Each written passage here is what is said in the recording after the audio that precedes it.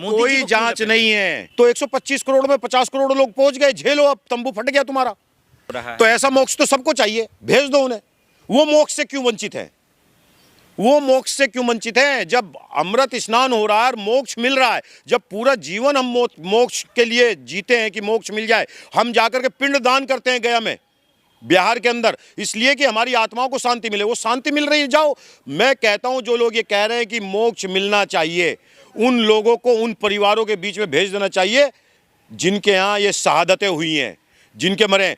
चप्पल लेकर के ऐसा दौड़ाएंगे, इन लोगों को शर्म आनी चाहिए। ये मौतों पर मंडराने वाले गिद्ध हैं जो ये कह रहे हैं। अरे जिस माँ के सामने उसका लाल तड़प रहा हो, कुचल कुचल के मर रहा हो, जिस पति के सामने उसकी पत्नी पैरों के नीचे कुचल के मर गई हो, जिस बहन के सामने उसका भाई कुचल के मर गया हो, 300 आदमी की चर्चा आ रही है, जिस 5 लाख के कम कैपेसिटी के प्लेटफॉर्म पे 5 करोड़ के वहाँ 3 गुना कैपेसिटी के पहुँच गए हो आप। कैपेसिटी के हिसाब से 3 गुना जर्नल टिकट काट दिए हो, मतलब कमाई, केवल कमाई, व्यवसाय। तो ये पर्चियाँ बताते थे, निकालते थे और भविष्य बताते थे, उन सबको पकड़ के जेल में डाल देना चाहिए। आपने उन घटनाओं के बारे में क्यों नहीं बताया अपनी पर्ची निकाल करके, जो ये हजारों लोग मर गए हैं। मेहमान मेरे साथ मौजूद हैं। सर, रेलवे स्टेशन पे जो न्यू दिल्ली पे हुआ वो आप अच्छे से वाकिफ़ है, लेकिन जो सवाल उठ रहे हैं उसका जवाब सरकार की तरफ से फिलहाल मिलता नजर नहीं आ रहा, कैसे देख रहे हैं? नहीं, रेलवे नहीं, सरकार कौन से सवालों का जवाब दे रही है? आज तक सरकार के मुखिया ने कोई प्रेस वार्ता करके किसी बात का जवाब नहीं दिया। और इसी बात को राहुल गांधी और पूरी कांग्रेस कहती आई है कि नरेंद्र मोदी जी सवालों से डरते हैं। अगर सबसे बड़ा डर नरेंद्र मोदी के अंदर है तो वो सवाल से है, और ख़ासकर राहुल गांधी के सवाल से, विपक्ष के सवाल से है। तो इसलिए चाहे रेल हादसा हो, चाहे महाकुंभ का आयोजन जो पूरी तरीके से फेल हो चुका हो वो हो, चाहे इससे पहले कोरोना के सवाल हों, जीएसटी के सवाल हों, नोटबंदी के सवाल हों, चाहे छोटी छोटी बच्चियों के बलात्कार के सवाल हों, चाहे महंगाई के सवाल हों, चाहे अब जो हमारे अमेरिका से जो लोग भेजे जा रहे हैं जंजीरों में पैक करके, वो सवाल हों, सारे सवाल से सरकार बचती आई है। रेल हादसा को आप कैसे देख रहे हैं? कौन है इसका कसूरवार, जिम्मेदार कौन है? देखिए, साफ साफ सरकार जिम्मेदार है। और मैं जो रेल मंत्री हैं उनकी भी ज़्यादा जिम्मेदारी नहीं मानता हूँ, क्योंकि सरकार विदाउट कैबिनेट लेस है। सरकार कैबिनेट के साथ काम नहीं कर रही है। आज इस देश के अंदर कौन सा विभाग का कौन मंत्री है लोग नहीं जानते हैं। आज इस देश के लोगों से पूछने लगे कृषि मंत्री कौन है, नहीं जानते हैं। आज इस देश के लोगों से पूछने लगे इस्पात मंत्री कौन है, नहीं जानते हैं। आज इस देश के लोगों से पूछने लगे कि आपका टेक्सटाइल मंत्री कौन है, लोग नहीं जानते हैं। मनमोहन सिंह के समय में हर विभाग के मंत्री की पहचान थी। वो लोग टेलीविज़न पे आते थे, बात करते थे, प्रेस नोट निकलते थे, योजनाएं बनती थी। आज केवल 2 ही मंत्री। रेल मंत्री कौन है? नरेंद्र मोदी, अमित शाह।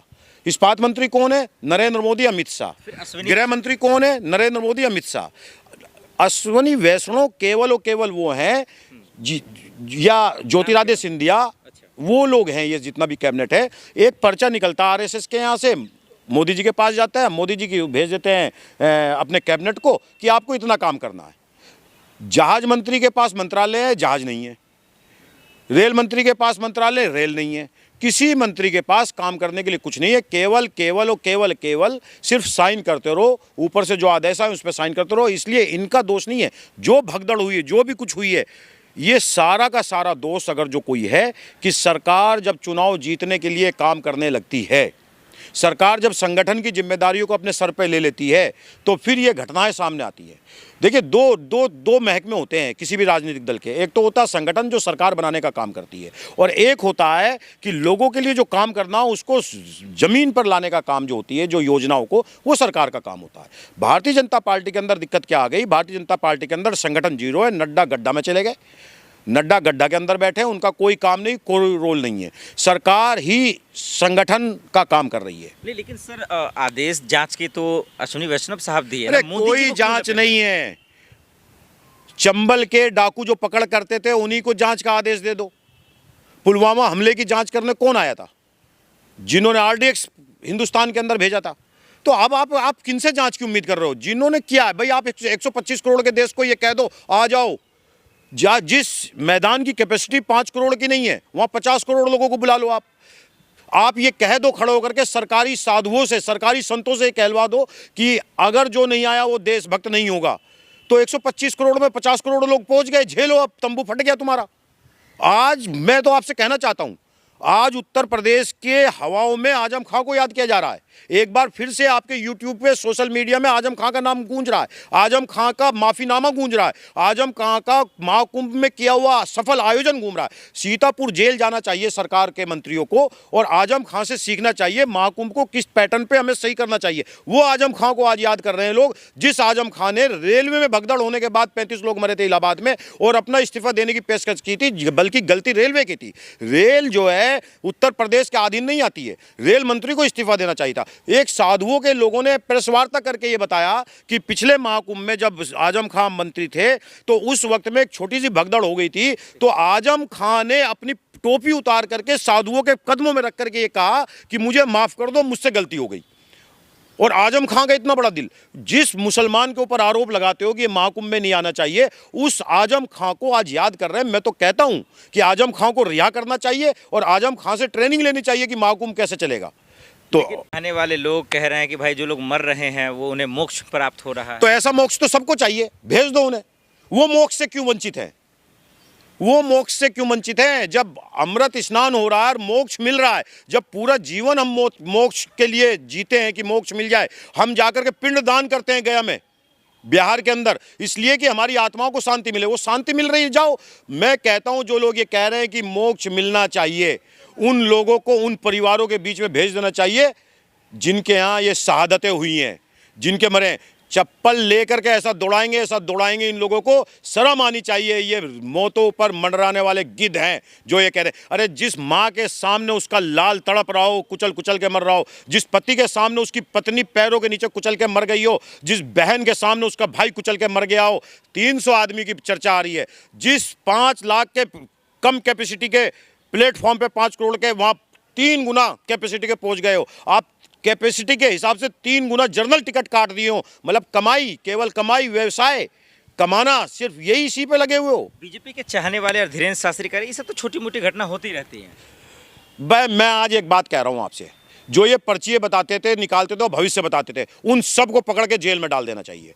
आपने उन घटनाओं के बारे में क्यों नहीं बताया अपनी पर्ची निकाल करके, जो ये हजारों लोग मर गए हैं, क्यों नहीं बताया? ऐसा वो मैं मतलब आप, जब आपको देश के लोगों के लिए कुछ बताना चाहिए था कि भाई ऐसी घटना हो सकती है, योगी जी को बताना चाहिए। योगी जी को चाहिए इन लोगों की गर्दन पकड़ पकड़ के जेल में ठूस दे। जब आप एक एक आदमी को खड़ा करके बता रहे हो कि आपकी शादी ऐसी होगी, आपका ये होगा, आप उस पेड़ के नीचे नारियल रखो, आप जाके वहाँ तेल चढ़ाओ, आप वहाँ जा करके उसको खाना खिलाओ, आपके साथ ऐसा होने वाला है, तो योगी जी इनको पकड़ पकड़ के बुलाएं और इनके चूतड़ पर डंडे बजाएं। यूँ कह तुमने ये क्यों नहीं बताया कि भगदड़ होगी, रेलवे स्टेशन पर भगदड़ होगी, टेंट में आग लगेगी, कटनी से लेकर के महाकुंभ तक 300 किलोमीटर का जाम लगेगा, ये क्यों नहीं बताया जिससे हम व्यवस्था कर लेते?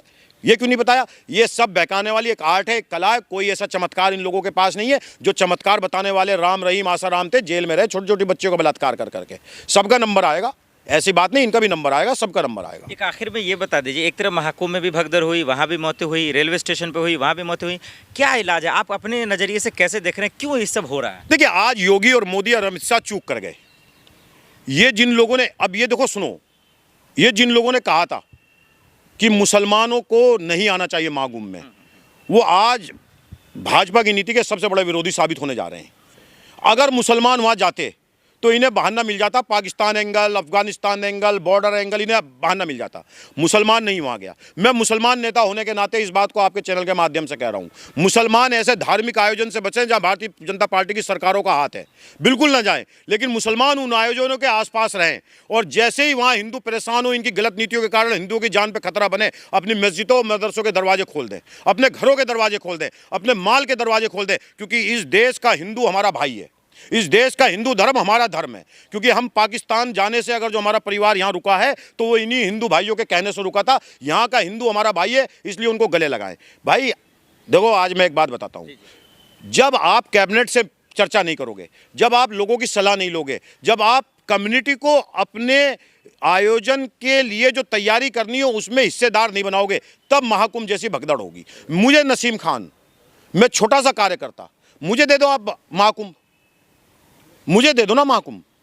मैं महाकुंभ को कैसे करना है, कैसे अच्छा करना, जैसे आजम खान ने कहा था, किया था, वैसे मैं बना देता। अरे भाई आप इस पर चर्चा तो करो। आप इतना बड़ा 150 करोड़ को लोगों को बुला रहे हो, एक रोड मैप बनाते, आप बांट देते पूरे देश के हिस्सों में, पूरे देश को 10 हिस्सों में बांट देते, ये हिस्सा इस दिन आएगा, ये हिस्सा इस दिन आएगा, हर हिस्से को 10 दिन दे देते, वीआईपी स्नान अलग दे देते, साधु संतों को स्नान अलग देते थे। आपने कह दिया आओ 150 करोड़, पहुंच गए 150 करोड़, फट गया आपका तंबू, हो गया सब खराब। आपको रोड मैप बनाना चाहिए था। और आपके चैनल के माध्यम से कह रहा हूं, अभी महाकुंभ के कुछ दिन बचे हैं, हिंदुओं की जान बहुत कीमती है, बच्चों की जान बहुत कीमती है। अब चाहिए राष्ट्रपति आए, हस्तक्षेप करें और आर्मी को दे दें। सारे देश के रेलवे स्टेशन, सारे बस स्टैंड और सारे एयरपोर्ट और जितने भी महाकुंभ से लगने वाले हाईवे हैं वो, और पूरे महाकुंभ को आर्मी को दे दें, आर्मी के रिटायर्ड अधिकारियों को लगा दें। 12 घंटे के अंदर महाकुंभ की व्यवस्था सही हो जाएगी। जो करना चाहता हो जाएगा। सरकार चाहती है तो दाऊद इब्राहिम को भी पकड़ के 2 मिनट में ला जाएगी, जैसे अमेरिका ओसामा बिन लादेन को ले गया। सरकार जब नहीं चाहती है तो नहीं होता है। सरकार जो इस समय दबी जुबान में कह रहा हूं आपसे, जो सरकार चाह रही है रेलवे स्टेशन में, महाकुंभ में, वो हो रहा है, जो सरकार चाह रही है।